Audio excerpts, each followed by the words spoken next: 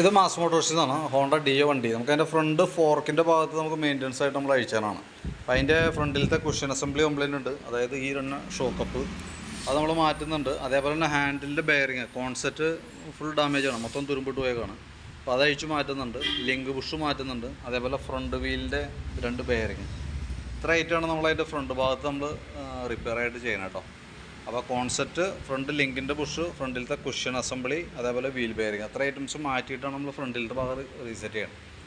പിന്നെ നമുക്ക് അതിൻ്റെ ഫ്രണ്ടിലത്തെ കവറുകളൊക്കെ ഓൾറെഡി പൊട്ടിക്കിടക്കുന്നുണ്ട്. അത് നമുക്കിപ്പോൾ നമ്മൾ പറഞ്ഞിട്ടുണ്ടായിരുന്നു, അത് മാറ്റാതെ കൊണ്ട് വേറെ മാർഗ്ഗമൊന്നുമില്ല. പക്ഷേ ഫ്രണ്ടിലത്തെ മറ്റേ മെക്കാനിക്കൽ സംബന്ധമായിട്ടുള്ള കംപ്ലയിൻറ്റുകൾ നമ്മൾ കൂടുതലായിട്ട് ക്ലിയർ ചെയ്ത് വിടുന്നുണ്ട്.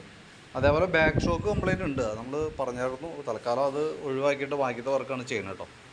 അപ്പോൾ ഫ്രണ്ടിൻ്റെ വർക്ക് നമ്മൾ ചെയ്തുകൊണ്ടിരിക്കുകയാണ്. ഞാൻ അതിന് ഫ്രണ്ട് ഭാഗം അഴിച്ചപ്പോൾ അതിൻ്റെ ഡീറ്റെയിൽസ് ഒന്ന് അപ്ഡേറ്റ് ചെയ്യുന്നുള്ളൂ.